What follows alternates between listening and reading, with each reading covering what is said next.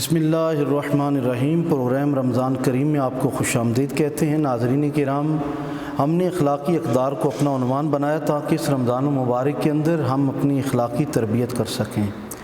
آج ایک انتہائی عام موضوع لے کر حاضر خدمت ہیں، وہ ہے امانت۔ اس کا تعلق معاشرے کے ہر فرد کے ساتھ ہے۔ ہر فرد کے پاس اپنے وجود کی صورت میں ہو یا معاشرے کے اندر، چاہے ایک ملک کے اندر رہتے ہوئے، ایک ملک کے اندر جو اس کے پاس سگنلز ہیں، اس کے پاس معاشرے کے اندر جو اس کے پاس آفسز ہیں، سرکاری بینک ہیں، جتنی بھی سرکاری املاک ہیں وہ بھی اس کے پاس امانت ہیں۔ ایک شہری ہونے کے ناطے اور ایک مسلم ہونے کے ناطے دونوں حوالوں سے امانت داری اختیار کرنا یہ ہم پہ لازم ہے۔ لیکن اس کے مقابلے میں بددیانتی کو اگر دیکھا جائے تو اتنی عام ہے کہ جس کو بھی آپ کھنگالنا چاہیں تو آپ اس میں بددیانتی کا عنصر تو بہت کثرت سے محسوس کرتے ہیں، لیکن امانت ہمیں کم دکھائی دیتی ہے، جبکہ رسول اللہ صلی اللہ علیہ وآلہ وسلم امین کے لقب سے پہچانے گئے اور پکارے گئے۔ آج ہمارے پاس نامور عالم دین محترم علامہ ڈاکٹر محسن ضیاء صاحب موجود ہیں، جو دینی معارف کو بڑے ہی خوبصورت اور شستہ لب و لہجے سے بیان کرتے ہیں، انتہائی سادگی کے ساتھ بڑی گہری باتیں اور معارف سمجھاتے ہیں۔ علامہ صاحب، قرآن و حدیث کے اندر جو امانت ہے اس کے بارے میں کیا حکم الہی ہے؟ جی، بسم اللہ الرحمن الرحیم۔ امانت کے بارے میں اللہ رب العزت نے قرآن مجید میں متعدد مقامات پر اس کا حکم دیا۔ ان اللہ یأمرکم ان تؤدوا الامانات الی اہلہا، سبحان اللہ۔ امانتیں ان کے حقداروں کے سپرد کرو۔ ایک وسیع تناظر ہے امانت کا۔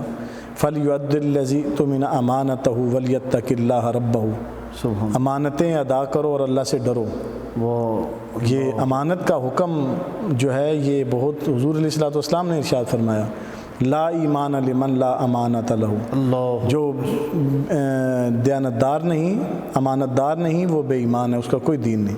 اللہ۔ تو تو امانت داری جو ہے یہ بڑی قابل تعریف وصف ہے مومن کا، انسان کا، اور اخلاق حسنہ کا ایک جلی عنوان ہے، اور جو شخص اس وصف سے مزین ہوتا ہے وہ لوگوں کے مابین بھی اور اللہ کی بارگاہ میں بھی بڑا مقبول اور عزت والا ہوتا ہے۔ بددیانت آدمی معاشرے میں عزت سے نگاہ سے نہیں دیکھا جاتا۔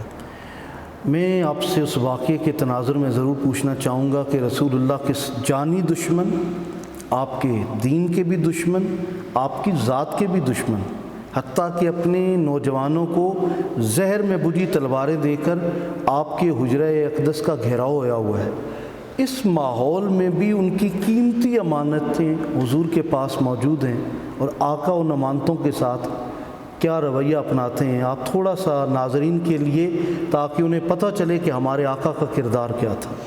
جی بے شک، سبحان اللہ۔ اصل میں علامہ صاحب دیکھیں نا، جو امانت دار ہوتا ہے وہ معاشرے میں عزت کی نگاہ سے دیکھا جاتا ہے۔ سبحان اللہ۔ تو کفار جو تھے وہ حضور علیہ السلام کی اس چیز کے بالکل معترض تھے کہ سرکار صادق و امین ہیں، سچے بھی ہیں اور امانت دار بھی ہیں، امانتیں اس سرکار کے پاس ان کی موجود تھیں۔ تو مولا علی کو حضور نے اس منصب پر اور یہ منصب تفویض کرتے ہوئے ارشاد فرمایا کہ آپ لوگوں کی امانتیں ان کے سپرد کر کے پھر آپ مدینے میں تشریف لے کر آئیں۔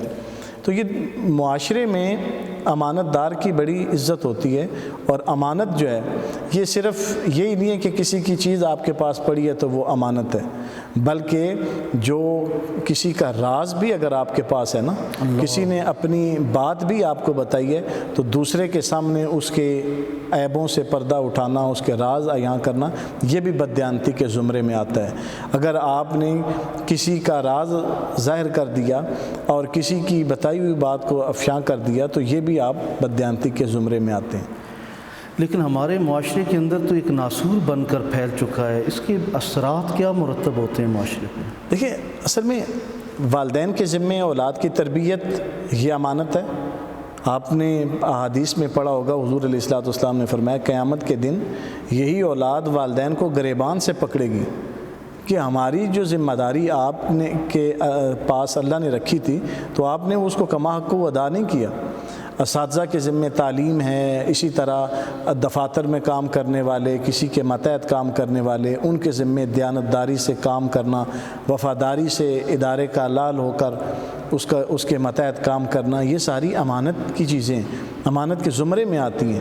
تو من حیث القوم، ایک جسٹس صاحب نے بھی کچھ عرصہ پہلے بیان دیا تھا، چیف جسٹس صاحب تھے اس وقت وہ، تو انہوں نے کہا کہ ہم من حیث القوم بددیانت ہو چکے ہیں۔ تو اچھے لوگ بھی موجود ہیں، لیکن اگر قوم کا اگر ہم جائزہ لیں تو بددیانتی ہے۔ تو جیسے میں نے کہا بددیانتی ہر طرح سے آتی ہے، کاروبار جائز طریقے سے نہیں ہے، معاشرت جائز طریقے سے نہیں ہے، رشتے تعلق ناطے بھی جو ہے وہ جائز طریقے سے نہیں، وہ اپنی خواہشات اور ضروریات کے مطابق ہے ہر آدمی۔ اچھا، وعدہ وفا کرنا یہ بھی بددیانتی کے زمرے میں آتا ہے۔ کسی نے آپ کو کہا جی فلاں ٹائم میں آپ سے ملوں گا اور آپ مجھ سے ملیں، تو ہم اس کو بڑا ہلکا لیتے ہیں، جی کیا فرق پڑ گیا۔ تو یہ بھی بددیانت آدمی کی نشانی ہے کہ وہ نہ تو عہد وفا کرتا ہے، نہ وہ کسی کی بات کا لحاظ کرتا ہے۔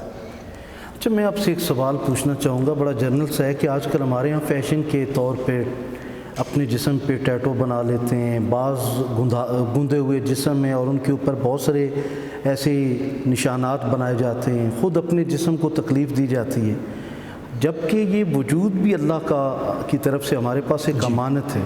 تو اس امانت کے اندر بھی کیا کوئی بددیانتی یا خیانت ہو سکتی ہے، یا یہ سارا عمل جائز ہے جو ہمارے یہاں نوجوان کلچر کے نام پر، فیشن کے نام پر اپنائے جا رہے ہیں؟ بڑی خوبصورت بات کی نا، اللہ تعالیٰ نے فرمایا لا تبدیل لخلق اللہ۔ اللہ، یہ جیسے آپ نے کہا نا یہ جسم اللہ کی امانت ہے، وہ ایک حدیث پاک ہے نا، حضور نے صحابی سے کہا تمہاری آنکھوں کا، تمہارے جسم کا، ہر چیز کا تمہارے اوپر حق ہے، علیہ کا حق کن، تمہارے اوپر حق ہے اس کا۔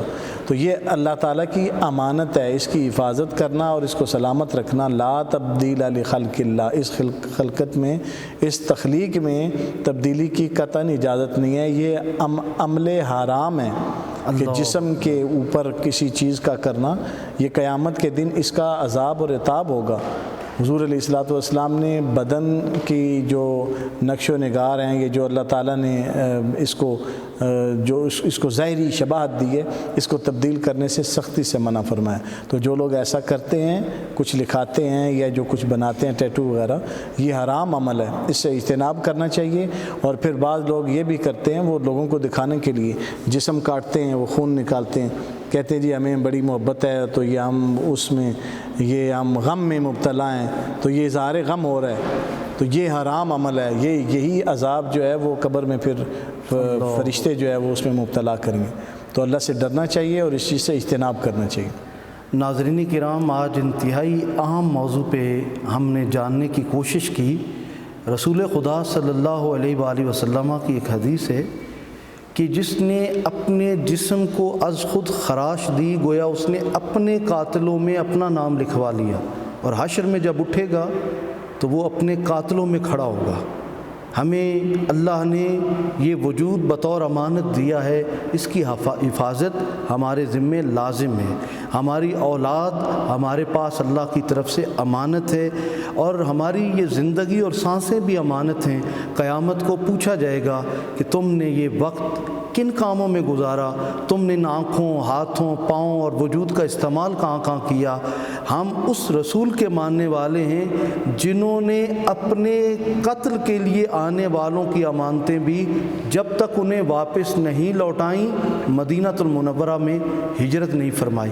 اور حضور ایسے امانت دار کہ آپ نے اپنے بستر موت پر مولا کائنات مولا علی کو سلایا، اور آج تاریخ رسول اللہ پہ انگلی کیوں نہیں اٹھا سکتی؟ اس لیے کہ مولا علی رازدار رسول تھے۔ آج تک کوئی یہ ثابت نہیں کر سکا کہ سرداران مکہ اور کفار مکہ کی کوئی ایک امانت کسی کو کم ملی ہو یا کسی کو زیادہ ملی ہو، یا کسی نے یہ کلیم کیا ہو کہ میری امانت مجھے نہیں لوٹائی گئی۔ حضور نے ایسی ہستی کا انتخاب کیا، وہ آپ کے بھائی تھے، وہ نفس محمد تھے، وہ حضور کی جان تھے، لیکن امانت داری ایک اتنا بڑا منصب تھا کہ حضور نے اس کی ادائیگی کے لیے اس بستر موت پر مولا علی کو سلا دیا، اور یہ ہمیں پیغام دیا کہ اگر اپنی جان دے کر بھی امانت داری اور امانت کی حفاظت کرنا پڑے تو یہ بھی تم کر گزرو۔